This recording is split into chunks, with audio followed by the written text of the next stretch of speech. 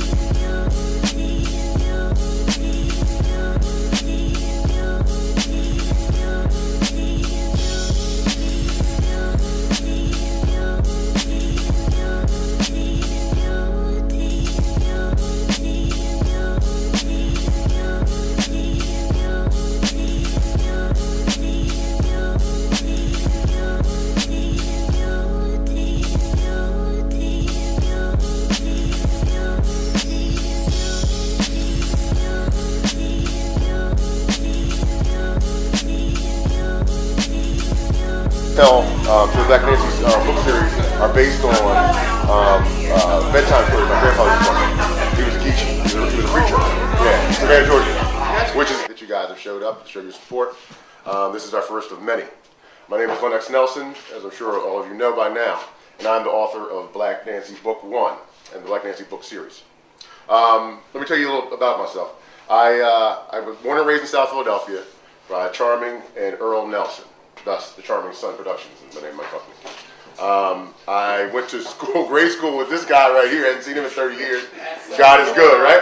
God is good. And he showed up, and he's in Atlanta, and he's an actor of all things. Need those. Awesome. Yeah. So we'll be talking to him and make sure I get your digits again.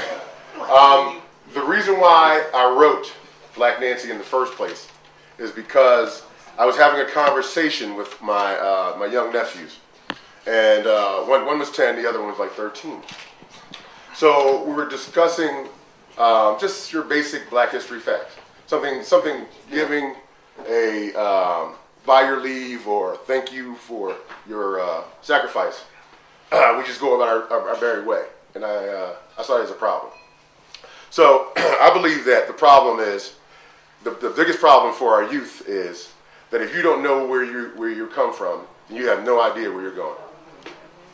And it's through this essential criteria that Beverly and I decided to try to remedy this. So I'm a screenwriter by trade. I love movies. Everything I know about writing came from movies. I was raised by my nanny was the manager of the local movie theater in Philadelphia, the Goldmans. So I would sit there literally most of the day in the summertime with her all day watching these movies. So as I sit here and I'm watching these cowboy flicks and I'm watching these Roman flicks and I'm watching, these revolutionary flicks, and I'm like, what were we doing? Why are there no portrayals of people who look like me in these things? And no one could give me the answer. They're like, well, you guys weren't around. So, I went to an all Caucasian school, 2% black, my brother and myself. So no one really cared about Black History Month consisted of, you were a slave. See you later. And so, and this did not sit well with me. You guys can come in. You can come in. Okay. Are you good? I got on heels, I'm leaning. Uh-oh, get that lean on. I'll be leaning in a minute. But I'll be leaning too, man.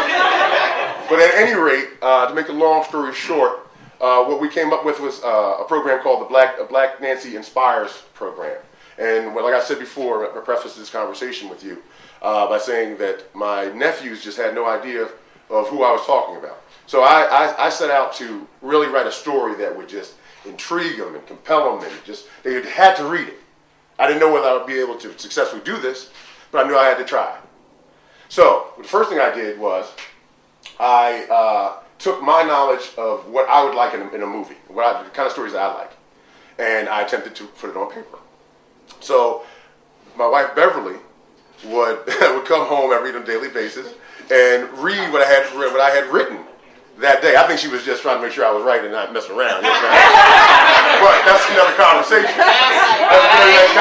like, hold on, home. I I read page 2 yesterday, partner. Right. You know what I'm saying? Get the writing, you know. No, but at any rate, but this caused a problem of twofold.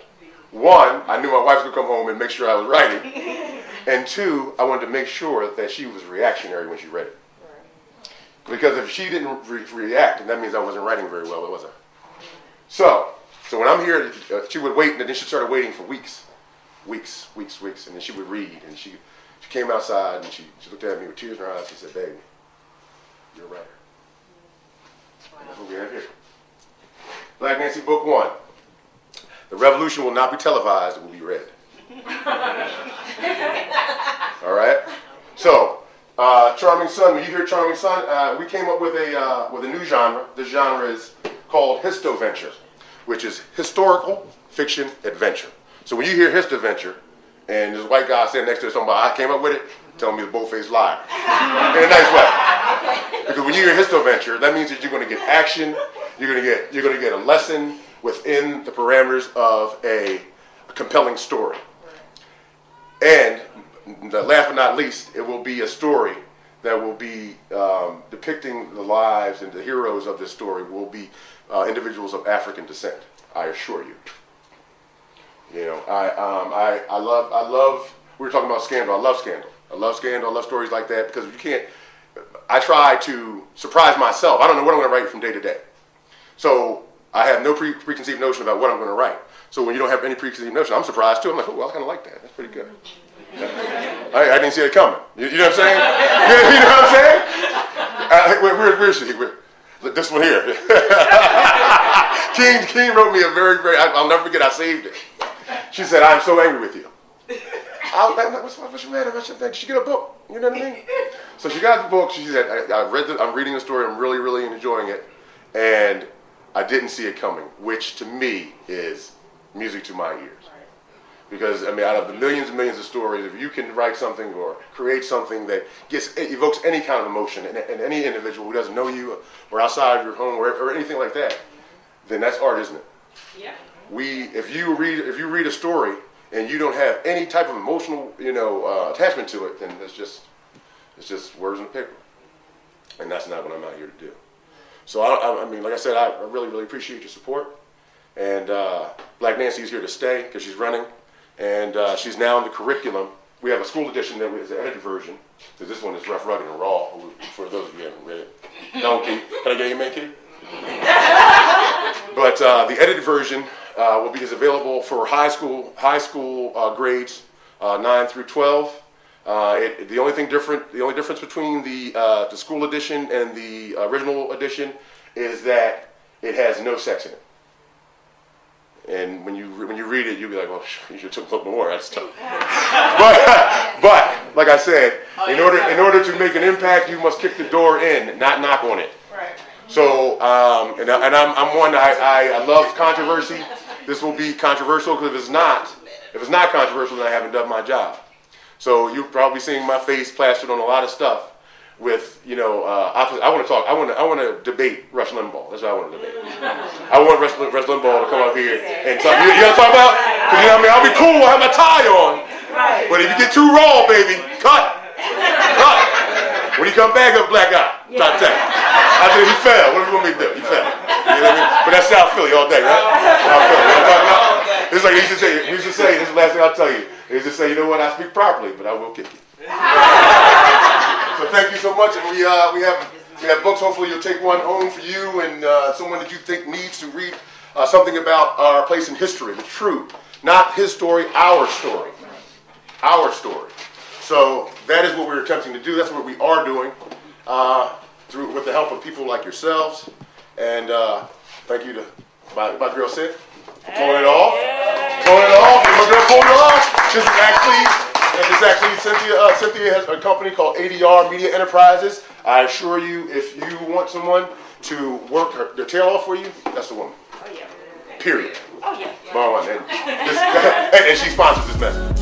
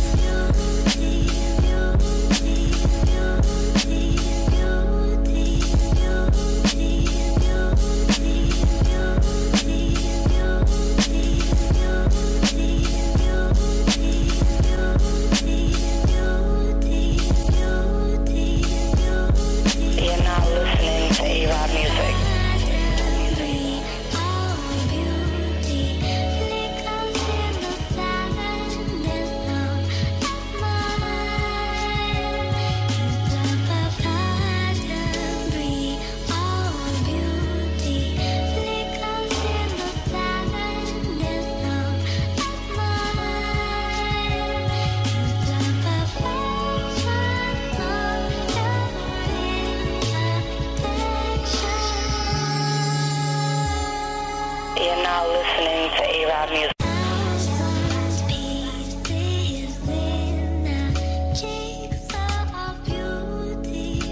You're now listening to A-Rod music.